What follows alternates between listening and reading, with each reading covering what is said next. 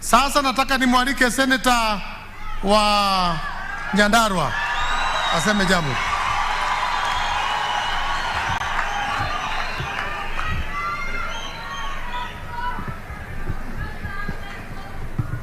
Asanteni sana. Your Excellency the President of the Republic of Kenya, kiongozi wetu Rais wa Jamhuri ya Kenya. Siku hizi nimeelezwa Your Excellency umepata jina mpya. Siku hizi nimeambiwa unaitwa baba wa taifa. Watu wote wako hapa wewe ndiye baba yao. Baba wa taifa William Samoei Ruto. Naibu wa Rais Mheshimiwa Rigathi Gachagua. Prime Minister Musalia Mudavadi. Prime Minister wetu wa zamani Mheshimiwa Raila Amolo Odinga. Hata Secretary General wa zamani wa Jubilee namuona hapa Jeremiah Kioni. Your Excellency sir, nataka na familia yote ya mama Mukami Kimathi. Your Excellency sir, mimi nataka kwanza kabisa nitoe risala zangu la rambirambi kwa familia hii ya mama Mukami. Mama mwenyewe nilimjua kwa sababu nimekuja hapa mara nyingi sana.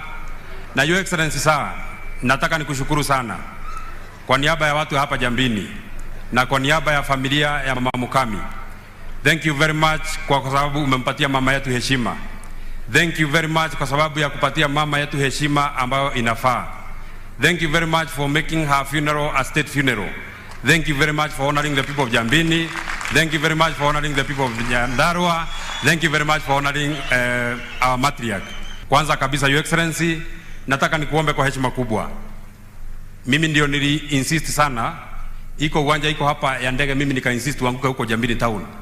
Kwa sababu nilitaka tupita nayo ile barabara inatoka Jambini ije mpaka hapa.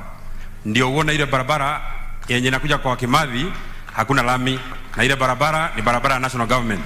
Kwa hivyo Your Excellency sir, tunakuomba kwa heshima kubwa, ile barabara yetu ikipata lami tutashukuru sana. Na kazi hiyo kwa sababu ni kazi ngumu, nataka nikusaidie. Wewe ufanye nusu na mimi nifanye nusu.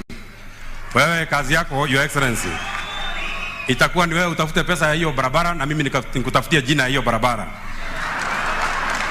Kwa hivyo barabara yenyewe tutakuwa tunaita Kimathi Road, na wewe uweke pesa na mambo yote iende sawa sawa, tujenge hiyo barabara.